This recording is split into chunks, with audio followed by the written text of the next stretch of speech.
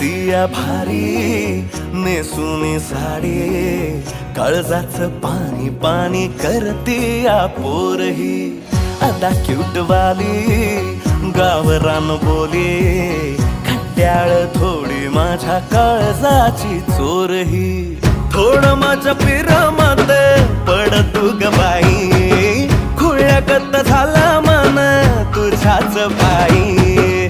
आता मला लागली या लग्नाची घाई, नाही आता बोलू नको अग माझी राणी. होशील का या पठ्याची सोबर घरवाली.